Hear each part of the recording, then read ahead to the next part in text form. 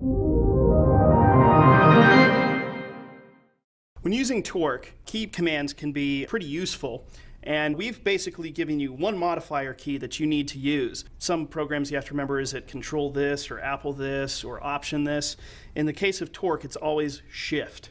Shift is the one button you need to remember, and the nice thing is, whether you're Mac or PC, it's the same way, so you don't have to learn different key commands to use different systems. Now, there are many functions in Torq that use this alternate shift key to get a different behavior. Most of the time, it's just to reset something back to a default setting. For example, if I were to turn down the low EQ on a track and then hold shift and click, it resets back to 0. Same thing happens if I turn down a volume, shift and click, it resets back to 0.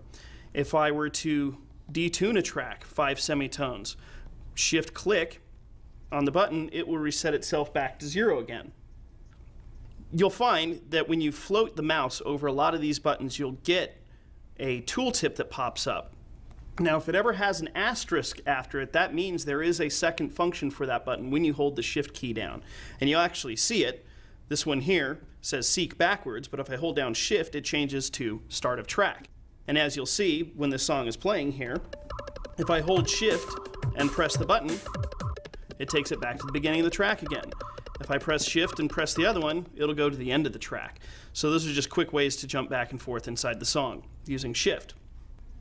Now, you can also use shift to offset the phase grid in a song in case the BPM detection didn't work properly.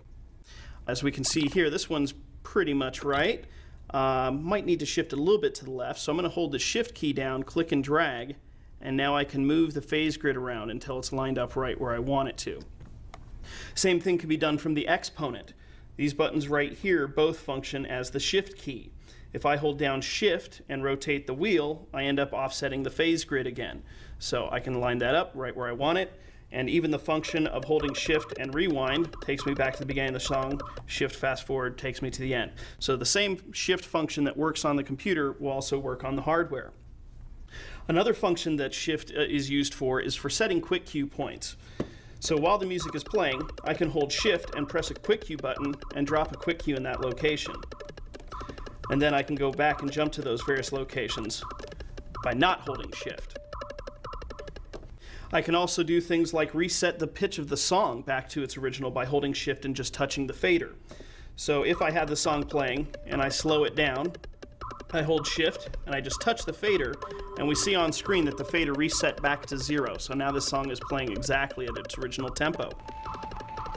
Shift can also be used to change the crossfader curve for the crossfader in Torq. As we can see right now, we kind of get a nice little fade out as the crossfader is moved to the right.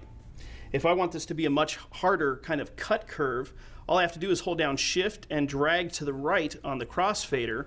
We can see the graphic starts to widen out, indicating a sharper cut-in curve. If I were to shift and drag the other way, I'll end up getting what's practically an equal power contour, where it takes a long time for the crossfader to actually fade up to full volume.